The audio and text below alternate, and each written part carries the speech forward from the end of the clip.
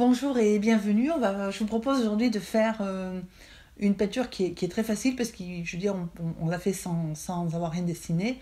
Donc j'ai divisé la feuille en deux. J'ai positionné ma lune. Alors vous la positionnez où vous voulez. Moi je l'ai faite voilà, pas pleinement au milieu, mais quand même en position relativement centrale. Vous choisissez la taille de votre lune et vous la tracez soit avec un compas, soit avec un verre ou une tasse. Voilà. Et ensuite, vous mouillez bien le papier. Et on commence par y mettre du bleu. Alors moi, j'ai utilisé du bleu de Windsor, mais le bleu de phthalo fonctionne aussi. Ensuite, du bleu d'outre-mer. Et enfin, de l'indigo. Alors pourquoi utiliser trois bleus et superposer alors qu'on veut du bleu nuit? C'est pour avoir un bleu nuit plus lumineux. Parce que si vous mettez que de l'indigo, ou pire du gris de Payne, ça va vous faire quelque chose d'assez froid et d'assez terne. Si vous mettez dessous du bleu de Windsor avec un peu de bleu d'outre-mer, ça va vous réchauffer déjà le bleu et ça va vous donner aussi, va vous illuminer. Voilà.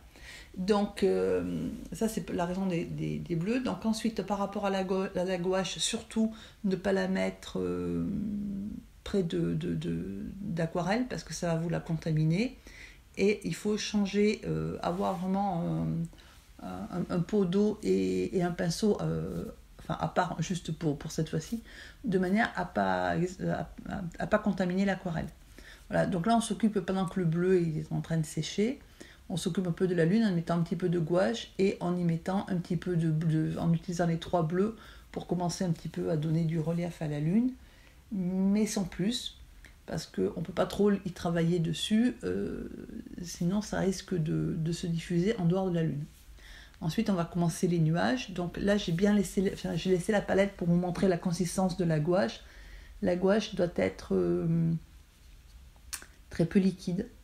Donc j'essuie mon pinceau quand je le mouille, j'essuie mon pinceau avant de reprendre de la gouache parce qu'il faut qu'elle soit relativement très, très, très peu mouillée, la consistance de la peinture qui sort du tube. Sinon elle va se diffuser. Déjà que la gouache a tendance à se diffuser, c'est pour ça qu'elle n'est pas blanche en fait là quand je la mets, parce que en fait elle absorbe, il y a une partie qui se diffuse tout de suite dans le bleu. C'est pour ça que ça vous donne cette couleur gris bleuté. Donc c'est très bien parce qu'on veut des nuages, mais il faut savoir que si vous mouillez trop, ça va se diffuser. Alors après, si on n'est pas content de l'aspect des nuages, c'est-à-dire qu'en fait, pour ils ont un aspect qui est trop raide, en fait, avec un trait trop bien tracé, on peut leur donner cette espèce d'aspect cotonneux en humidifiant le pinceau, en le rinçant, en l'essuyant, et en le passant humide un petit peu au-dessus ou dessous, ça dépend où vous voulez le faire, le pinceau de manière à avoir cet aspect cotonneux. Voilà, donc là je suis en train de faire un retrait de peinture foncé. Donc c'est pour ça que j'humidifie un petit peu et surtout j'essuie avec l'essuie-tout relativement vite, parce que si vous rajoutez de l'eau sur un bleu qui est en train de sécher, ça va vous faire une auréole en fait. Voilà, donc pour éviter l'auréole, il faut sécher. Donc là j'ai rehumidifié parce que ça sèche vite, on est en été. Par contre, si vous voulez éviter que les nuages fusent vers le haut, il vaut mieux incliner l'aquarelle avant d'utiliser le vaporisateur. Voilà. Après, tout dépend aussi de l'aspect que vous voulez utiliser. Voilà, ça donne aussi un petit peu des nuages qui sont cool, et puis on y repasse avec un petit peu le pinceau un petit peu humide et ça vous donne de jolis nuages. Voilà, donc moi j'ai fait beaucoup de nuages. Après c'est une question de goût parce que ça m'amuse beaucoup de faire des nuages, et une fois qu'ils commencent à sécher, on y revient avec de la peinture toujours aussi sèche, de manière à superposer du blanc par-dessus et à donner ces nuances un peu qui vont du gris un peu foncé au gris bleu et au gris clair et au blanc. Voilà. Donc là après, c'est une question, la taille, la position, le nombre et la forme des nuages, c'est une question de goût. Vous voyez des moments en haut à gauche, par exemple, ou tout en haut, je voulais faire une espèce de traînée, là, de traînée de nuages. Voilà, après, c'est une question de... Alors là, en fait, j'ai trouvé que mes nuages, ils étaient un peu plats. Et donc, je prends un petit peu d'indigo à sec. Alors, sur une partie de l'indigo, si vous regardez, je prends toujours la peinture en bas pour ne pas aller contaminer l'aquarelle qui est en haut. Et je suis en train de mettre de l'indigo donc à certains endroits dans les nuages, de manière à leur donner un petit peu de relief, avec toujours le pinceau que j'utilise pour la gouache, et je remets de la gouache en fait pour au-dessus, donc entre l'indigo et le nuage qui était déjà fait, de manière à relier les deux. Voilà. Donc on laisse bien sécher, on enlève doucement le ruban adhésif qui a fait l'horizon, on redessine sa partie de lune qui va donner donc le reflet, et on mouille en fait, alors pas tout, c'est-à-dire la partie en bas et à droite, je la mouille pas parce que je veux faire le scintillement en fait de la lumière sur l'eau, et donc si on mouille, voilà, ça ira pas.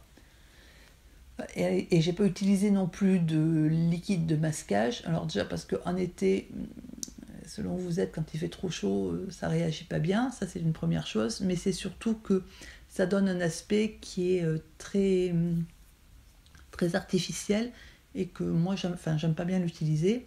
Donc là je mouille, c'est exactement la même façon de faire qu'avec le ciel, hein, c'est-à-dire qu'on commence par le bleu plus clair et l'indigo ensuite. Voilà. Et là, parallèlement, dans la partie qui n'est pas mouillée, je prends le pinceau avec donc humide, c'est-à-dire très peu mouillé. Alors là, ça se diffuse parce que en fait, j'avais mouillé tout à l'heure.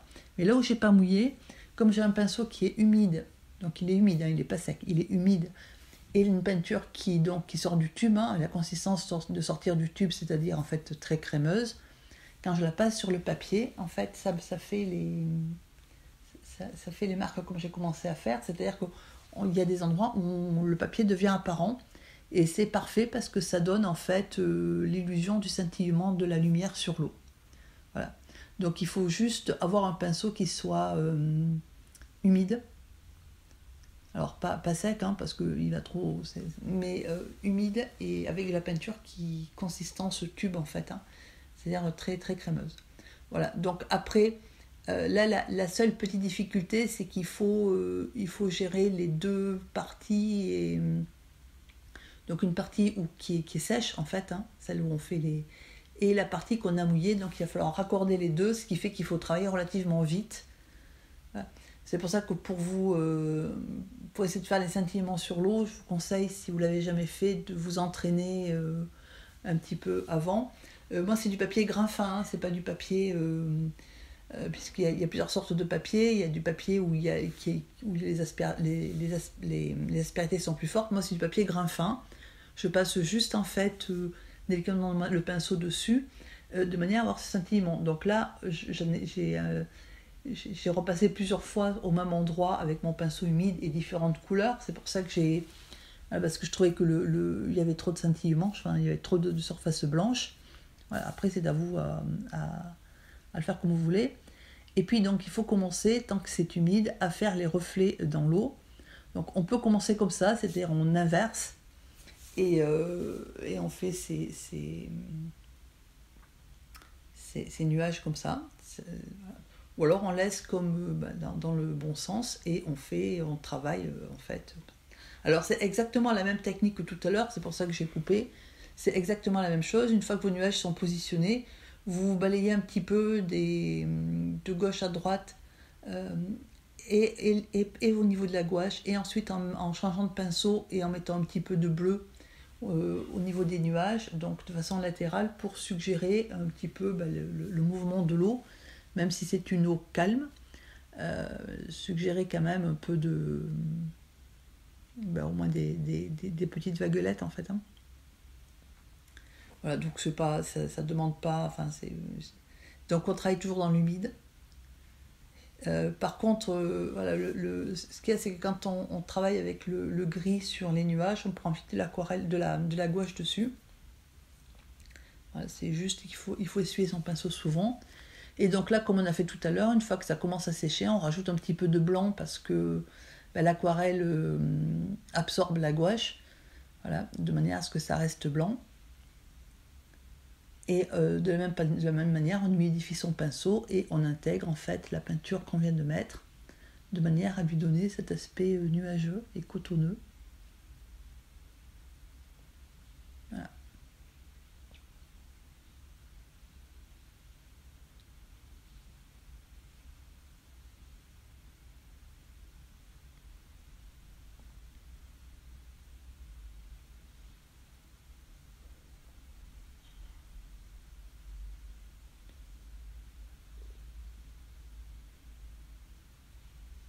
Donc après, enfin, je veux dire, c'est quelque chose qui est sans fin parce qu'on peut y passer des heures entières à travailler ces nuages. Euh, il y a un moment où bon, faut se dire, bah, on arrête. Après, vous arrêtez quand. Mais c'est vrai que enfin, moi, c'est quelque chose qui me plaît beaucoup. Et puis donc une fois qu'on a fini, on pense avoir fini ces nuages, on commence à mettre donc quelques étoiles. C'est pour ça que je voulais faire une espèce de, je sais pas, de voie lactée ou quelque chose comme ça. Voilà, avec donc un pinceau fin et puis là où on a et la gouache là où on a fait du retrait tout à l'heure. Et ensuite par contre on protège bien le reste. On prend son pinceau fin et pour faire des petites étoiles avec des projections. Et si vous voulez faire des plus grosses étoiles, vous prenez un pinceau plus gros.